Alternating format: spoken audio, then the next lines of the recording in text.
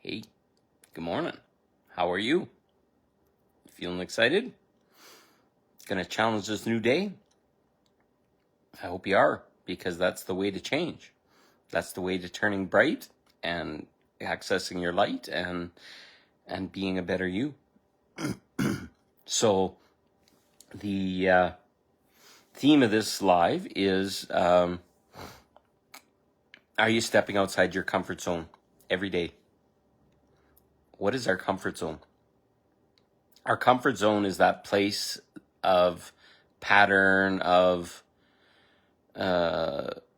what we do every day that makes us feel safe, feel comfortable. Okay, get up, have breakfast, go to work, go to school, go to whatever, do our thing, plod along, how we react with people, how we treat other people, how we plan our life. Are we being safe? Are we pleasing other people to keep ourselves safe, etc.? So our comfort zone is as much something that keeps us safe as our cage.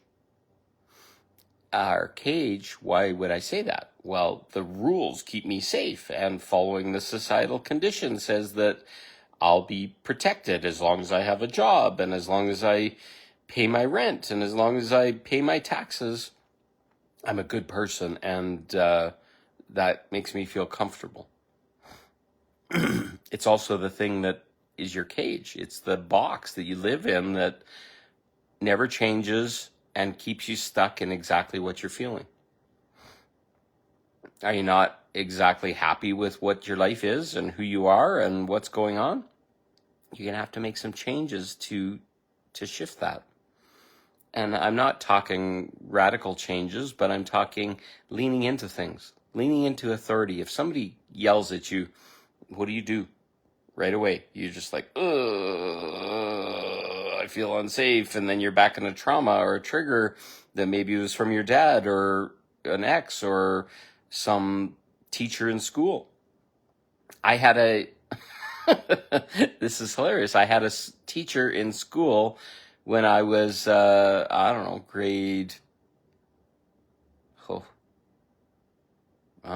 6 or grade 7. His name was Mr. Bedford. And I was a fat kid when I was back in school at that time. And he would insist on playing this game called Murder Ball. He was a gym teacher. Murder Ball was to take volleyballs, probably 30 or 40 of them, and release all the kids in the gym. And he would play shirts and skins. And usually the fat kids were on the skin side to make them feel uncomfortable.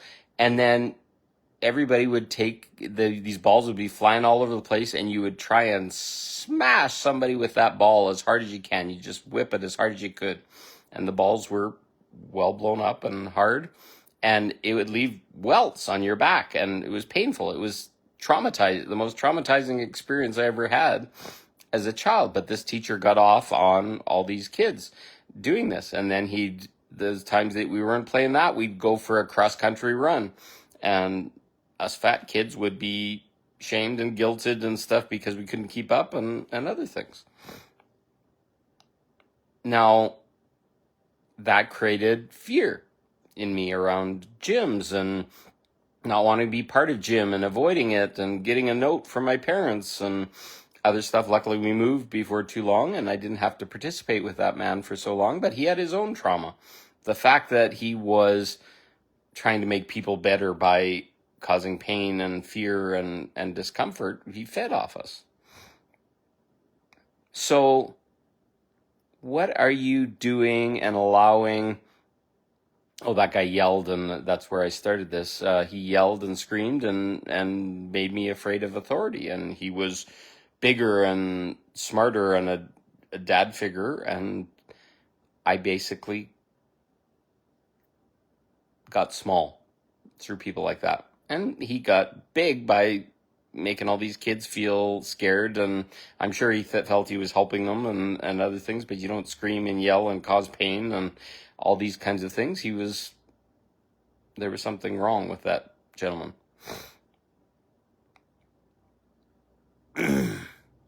So what do I mean by stepping out of your comfort zone? So in my hindsight, what could I have done? Well, I could have stood up to that man. It probably wouldn't have helped, and I probably would have been in the principal's office and all this kind of stuff, but instead I lived in fear and I let him dominate me. So in other ways, I went outside my comfort zone and got a doctor's note and made sure my parents excused me from that and all that kind of stuff to try and protect myself.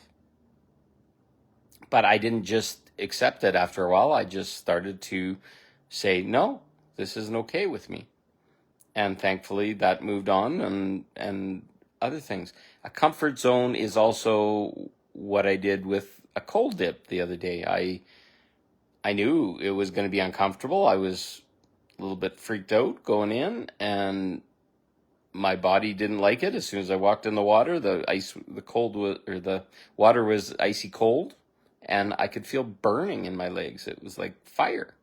I know it was cold. It was fire. It showed up as fire, but I kept going in and going deeper. And as that went up my legs and other things, I was learning about my fight or flight response. I was learning about my fear. I was learning about my mind and how it was trying to keep me away from an experience that I wasn't familiar with. And I was curious instead. And that's getting outside your comfort zone. It's like, oh, why is my body responding this way? And then as soon as I got in and I was just past like nipples level kind of thing, I could feel it was like burning, and I couldn't breathe. And I was just like consciously breathing to overcome what was showing up on my body. That was way outside my comfort zone. So why did I do it? Well, I did it because I was curious. I was like, okay, where's this set point in me, and why is all this fear showing up, and why am I not going to do something that I've never tried before? Well, I had beliefs that would be cold and wet and all this kind of stuff. I challenged myself in advance. It was like, oh, the rocks are going to be slippery, so I made sure I wore some good shoes and made sure I had a towel ready and prepared myself before I went. And all these other people were courageous and doing the same thing. And to do that in a group is way safer than doing it one by one.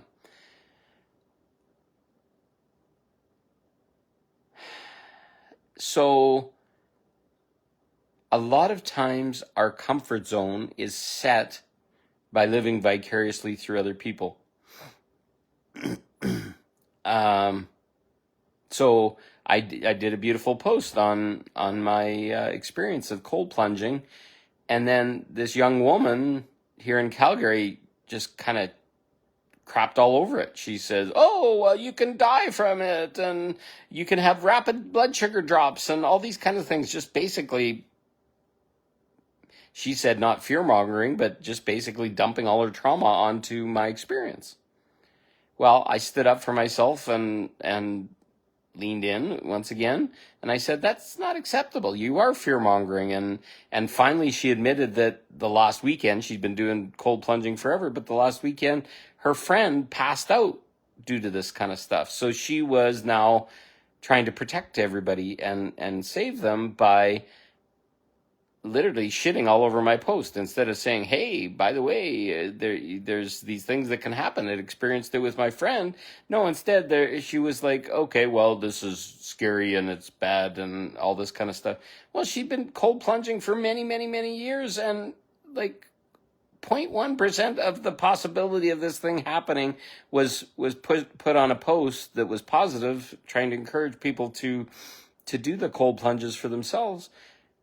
And she projected her fear and trauma onto that situation, which is basically her comfort zone got mangled up by her bad experience with her friend.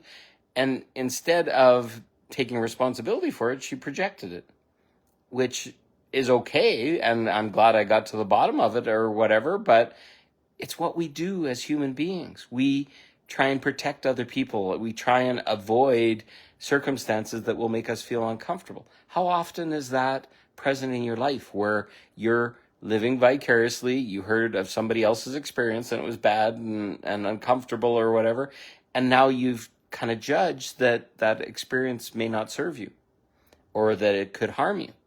Well, everything in this world has an opportunity to harm us. There's 0.1% reactions that happen in anything. You could go into a sauna, you could go into hot yoga and get overheated. I've had it where I almost passed out before.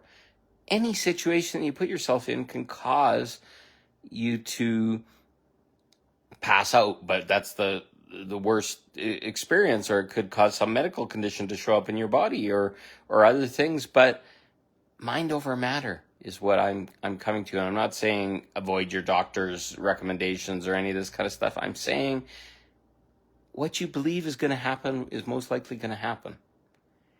And if you wander around thinking that I talked about it, I was a fat kid as I was younger. I don't feel I'm fat anymore. But if you feel that other people are going to think you're fat, well, you'll find people in the world that think you're fat, or that you're not attractive, or that you're not worthy of a relationship, or that these are all things that I've lived with.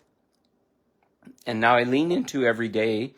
I step out of my comfort zone and I start to believe that I'm attractive. I'm sexy. I believe people want to have relationships with me, sexuality with me. These are not things that came from my past. I married a woman that had a sexual trauma, and her trauma got projected on me because she didn't want to have sexuality. So I believed that there was something wrong with me.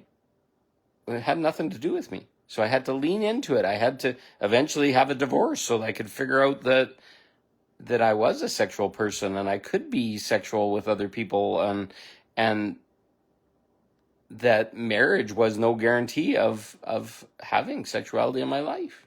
I waited until I was 30 years old as a virgin to to start to explore that facet of my life, because my religion told me that I would go to hell if I didn't do that. So the woman I married, and which was the safe way through religion, ended up being a traumatizing experience. How many people have that? How many people have married somebody that caused them to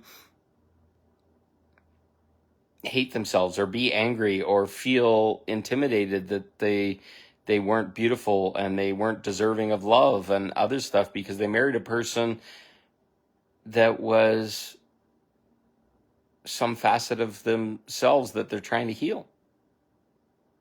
So your comfort zone is essentially the place where you're going to find yourself. It's exploring your edges. And most people think of edges as this like BDSM thing, like going to edge play and sexuality and all this kind of stuff. No, your edges is where your cage begins. Your edge is, oh, I can't do that. I might get hurt. Oh, I can't do that. It didn't work out last time. Oh, I can't do that because this is not fun, or this is scary, or this makes me feel uncomfortable. That's the place where change happens, where your box expands, where you can take down the box, the beliefs, this programming, the stories, and start to live again, start to expand. What's the size of the property that you live on? Literally. Well, mine's in the acres and miles around me now, because I'm standing up and I'm spreading out and I'm doing things that are uncomfortable. And I'm joining groups that go on adventures and learning myself by going outside what feels safe. And then I'm learning things that I love and I enjoy, and I'll do again. I'm going to cold plunge again. Yeah, the water's only going to get colder. The outdoor temperature's only going to get colder.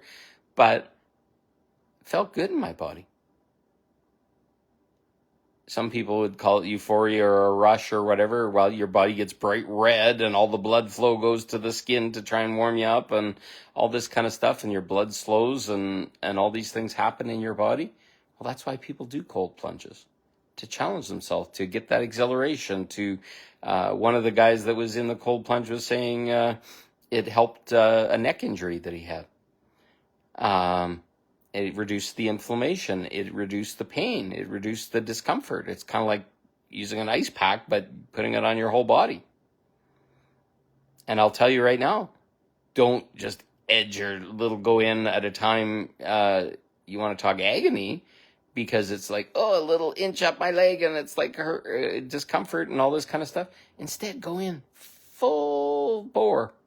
Walk in, feel the pain, feel the discomfort, go right up to your neck or your nipples or whatever feels comfortable to you, and experience it.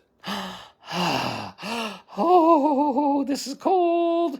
And then the whole group was counting their 2 minutes or whatever. I probably could have stayed there longer, but I was ready. I'd seen the challenge, I'd seen the edge, and I was ready to stop the discomfort. And I got out and things improved. Well, I went to get out and I slipped on the ground and fell and submerged another part of my body. And I was okay with that. But next time we'll put a rope in and make sure that it's less likely to fall. And yeah, we don't want to cut a knee open or something on the rocks. But I'm learning. I'm exploring myself. Where do you get a chance to explore yourself? And this is something that I want to do. I want to make experiential workshops for people where we can go in and we can explore our edges, explore our fears, our discomforts and stuff like that with people maybe we don't even know. You just pair up with a person, you get some training of how to deal with people, how to have consent, how to have discussions, how to be vulnerable, and then pair up with somebody you don't even know and say, okay, trigger me. Call me a name. Somebody used to call me Fatso when I was young or whatever. Call me a name, Fatso. And what do you feel in your body? Oh, it's like, oh, there's still some edges in there and some discomfort. And I believe them or whatever. Well, it was a belief that I made of myself because I believed I was fat. And my protection from relationship, from love, from getting hurt was my fat. It's our armor a lot of times. And a lot of the people that are carrying weight in their body aren't even aware of that. It's a protection. I don't need that protection anymore. I don't need that story in my life, so I'm getting skinnier every day. I'm on carnivore diet. I'm using these things to expand me. And learning, and my body's shrinking and it's losing weight, and I'm quite happy with that, and it's making me attractive, and it's making me release all the old beliefs of I'm not worthy, I'm not, because I had a trauma in my marriage and all these things that were related to my wife's trauma that I took on unknowingly because I believed there was something wrong with me. Leaning into my discomfort, leaning into going outside my comfort zone. And I will tell you, there's gold every time you step outside your comfort zone. So I love you. I thank you for listening, and challenge yourself. Go outside your comfort zone today. You're going to be so impressed. There's gold there. Try it. See what happens. Let me know what you found out by going outside your comfort zone. Have a good day. Love you.